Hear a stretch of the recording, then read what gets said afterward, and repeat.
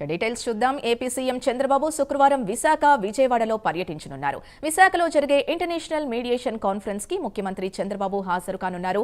Radisson Blu హోటల్లో జరగనున్న ఏసీఐఏఎం international mediation conference లో సీఎం చంద్రబాబు పాల్గొంటారు. స్పీడ్ ఆఫ్ డెలివరింగ్ జస్టిస్ లో భాగంగా ఆల్టర్నేటివ్ డిస్ప్యూట్ రిజల్యూషన్ పై ముఖ్యమంత్రి ప్రసంగించనున్నారు. అనంతరం ఆయన అమరావతికి తిరిగి ప్రయాణం కానున్నారు. సాయంత్రం 6 గంటలకు విజయవాడలో జరిగే ఉపాధ్యాయ దినోత్సవ వేడుకల్లో సీఎం చంద్రబాబు పాల్గొంటారు.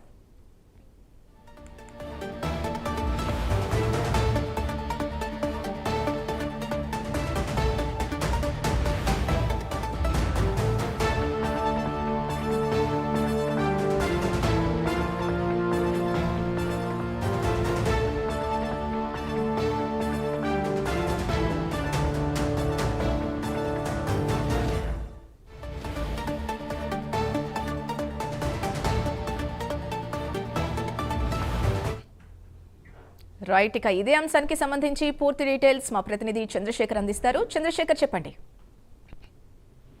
Good morning Sindhu.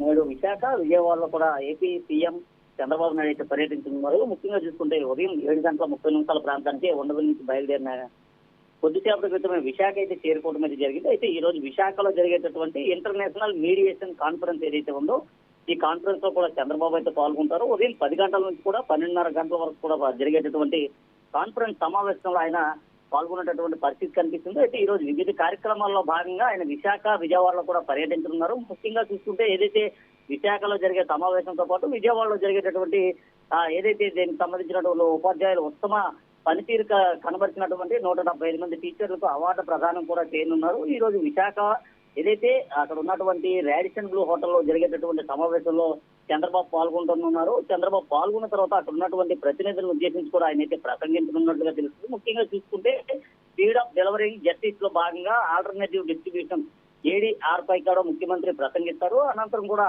కొద్దిసేపు అక్కడ ఆయన సమావేశం అనంతరం ప్రతినిధులతో కూడా మాట్లాడేటటువంటి పరిస్థితి కనిపిస్తుంది. ముఖ్యంగా చూసుకుంటే అంతర్జాతీయ న్యాయ నిపుణులుగా అందరూ కూడా ఈ సమావేశంలో పాల్గొన్నారు. వారందరిని ఉద్దేశించి కూడా చంద్రబాబు ప్రసంగిస్తారు. ప్రసంగం అనంతరం కూడా కొద్దిసేపు అయితే విరామం తీసుకుని మరలా విశాఖ రుషికొండ తీరానికి వెళ్లి రుషికొండ వద్ద ఉన్నటువంటి హెలిప్యాడ్ వద్దకు అయితే చేరుకుంటారు. హెలిప్యాడ్ నుంచి తిరిగి ఉండవల్లి కూడా ప్రయాణం అవుతారు. ఉండవల్లి ప్రయాణం అయిన తర్వాత మధ్యాహ్నం 3 గంటల ప్రాంతంలో ఉండవల్లి చేరుకుని అనంతరం సాయంత్రం 6 గంటలకు విజయవాడలో జరిగేటటువంటి ఉపాధ్యాయ దినోత్సవంలో కూడా ముఖ్యమంత్రి చంద్రబాబు అయితే పాల్గొన్నారు. అలాగే ఉత్తమ ప్రతిభ కనబర్చినటువంటి మొత్తం 178 టీచర్లు కూడా అవార్డు ప్రదానం అయితే చేస్తారు. అయితే ఈ కార్యక్రమాలకు సంబంధించి ఇప్పటికే అన్ని రకాల ఏర్పాట్లు విశాఖతో పాటు అటు విజయవాడలోని 2 ప్రాంతాల్లో కూడా ఆయా జిల్లా కలెక్టర్లు అయితే పూర్తిగా చేసిన పరిస్థితి కనిపిస్తుంది. ముఖ్యంగా ముఖ్యమంత్రి రానున్నటువంటి నేపథ్యంలో భద్రతను కూడా కట్టుదిట్టం చేసినటువంటి పరిస్థితి కనిపిస్తుంది. అలాగే ఏదైతే రోడ్డు ట్రాఫిక్ డైవర్షన్ సంబంధించి కూడా అన్ని అంశాలను కూడా ఇప్పటికే పోలీసులు కూడా చెప్పిన పరిస్థితి కనిపిస్తుంది. ముఖ్యంగా విశాఖకు సీఎం రానున్నటువంటి నేపథ్యంలో మరికొన్ని సంస్థలు కూడా విశాఖకు వచ్చేటటువంటి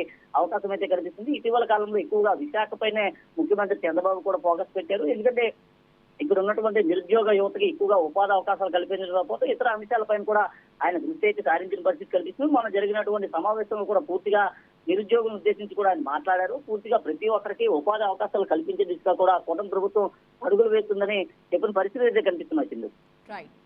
థ్యాంక్ యూ చంద్రశేఖర్.